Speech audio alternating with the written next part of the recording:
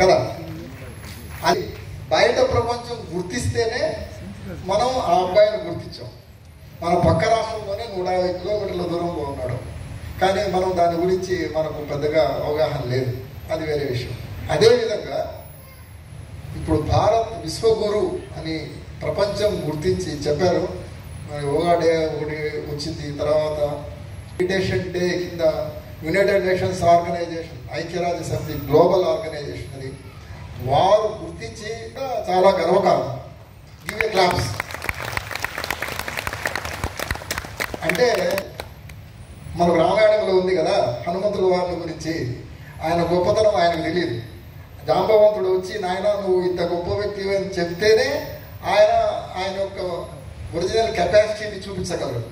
మనం కూడా అంతే, భారతీయులు ప్రపంచం అంతా గుర్తించిన తర్వాతనే మనం మన శక్తిని మనం గుర్తించగలుగుతున్నాము. నిజంగా ఈరోజు చాలా సుదీనం. గురువు గారు సుభాష్ పత్రి గారు నేర్పించడము, ఇది ఒక ఉత్సవం మాదిరి తీసుకురావడం, ఒక ఉద్యమం మాదిరి తీసుకురావడము జరిగింది. ప్రజల్లోకి తీసుకుపోవడానికి ప్రధానమైనటువంటి కారణం వారు. నమస్కారాలు తెలియజేసుకుంటాను. మనము మన సొసైటీలో చాలా వరకు చెప్పదలుచుకున్నది ఏమంటే, ప్రతిదీ కూడా ఇది అట్లా ఉంది, అది అట్లా ఉంది, ఇది బాగలేదు, అది బాగలేదు అని అనుకుంటుంటాం. దాన్ని వదిలేసి ప్రథమ గురువు ప్రతి వ్యక్తి నుంచి సమిష్టికి మనం పోవాలి. సమాధానం గురించి మళ్ళీ ఆలోచిద్దాము. మన ఇంటికి వచ్చారు పెద్దవాళ్ళు, ముఖ్యంగా తొలి గురువు ఇంట్లో తల్లి దగ్గర ఎవరైతే సక్రమంగా విద్యాబుద్ధులు నేర్చుకుంటారో తప్పకుండా వాడు మంచి గుడ్ సిటిజన్గా తయారవుతాడు, ఏ ఫీల్డ్కైనా పోనీ.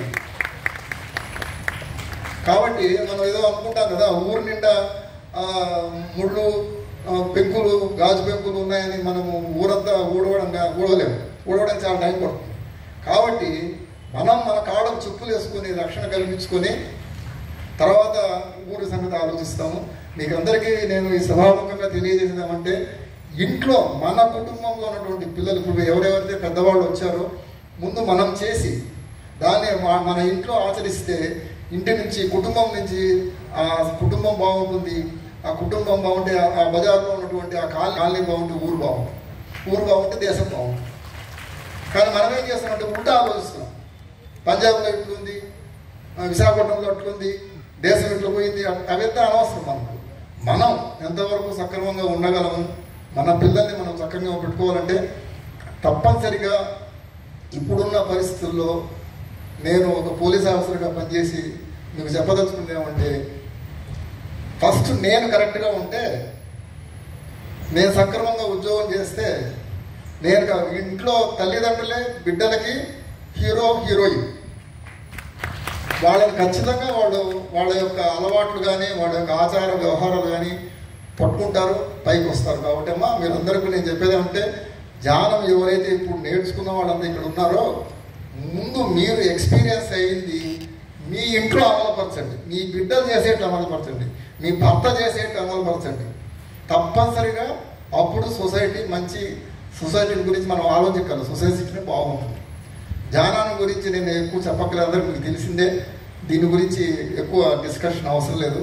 కానీ ఈ సంతోషకరమైన సందర్భం ఏమంటే, దీన్ని మన రెడ్డి గారు కానీ మన మహేష్ శర్మ గారు కానీ వీళ్ళందరూ కూడా రఘురామ్ గారు కానీ ఈ ప్రోగ్రామ్ని ఏదైతే ప్రైవేట్గా ఇప్పుడైతే మనం చేసుకుంటున్నామో దాన్ని గవర్నమెంట్ లెవెల్లో మూవ్ చేసి, స్టేట్ గవర్నమెంట్ లెవెల్లో మూవ్ చేసి గవర్నమెంట్ ఇంటర్ఫియరెన్స్ మనం తీసుకురాగలిగితే ఏమైందంటే, ఎక్కడ కూడా అవునా కదా, మనము ఆ నేర్చుకున్నది ఏదో హై స్కూల్ లెవెల్లో, ఇంటర్మీడియట్ లెవెల్లో, 10th క్లాస్ లెవెల్లో మనం ఈ ధ్యానాన్ని ఒక లెసన్గా గాను ఇంకోటి గాను వారానికి ఒక 2 క్లాసులు అట్లా పెట్టించి స్టూడెంట్స్ నుంచి దాన్ని మనం పైకి తీసుకురాగలిగితే తప్పకుండా దాని యొక్క రిజల్ట్ ఒక 10-20 సంవత్సరాల తర్వాత మన సొసైటీ అయితే అనుభవించగలుగుతుంది. ఎందుకు చెప్తున్నానండి ఈ మాట? మన జిల్లాలో ఉన్నటువంటి మలయాళ స్వామి గారు ఒక 50 సంవత్సరాల కిందటే వారు ఉన్నప్పుడు ఆంధ్రదేశంలోనే కాదు ఇతర రాష్ట్రాల్లో కూడా 100 సంస్కృత పాఠశాలలు వాళ్ళు రన్ చేశారు.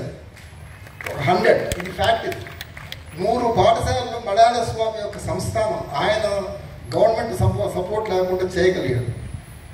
ఈరోజు కాశీలో నిన్న చెప్తున్నారు, ఎయిర్పోర్ట్లో అనౌన్స్మెంట్స్ ఇంగ్లీష్లో కాకుండా హిందీలో కాకుండా సాంస్క్రిట్లో ఇస్తున్నారు. అంటే వాళ్ళంతా ద్రష్టలు.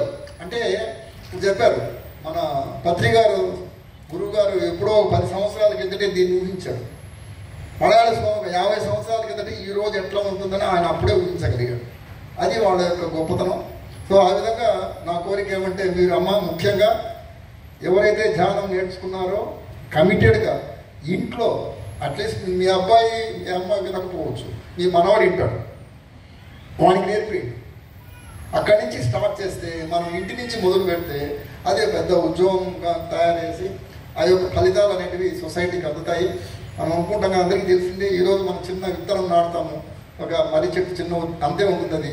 అది ఒక 20 ఏళ్ల తర్వాత పెద్ద వృక్షం అయిపోయి పశుపక్షాలు మనుషులు అందరికీ కూడా ఎట్లయితే అది సంరక్షణ ఇవ్వగలుగుతుందో ఆ విధంగా మనం చేసుకోగలం. కాబట్టి ఈ సందర్భంగా నా మనసులో భావాలు మీకు తెలియపరిచాను. నాకు ఈ అవకాశం ఇచ్చినటువంటి సభాధ్యక్షుల వారికి ధన్యవాదాలు తెలియజేసుకుంటాను. జై హింద్.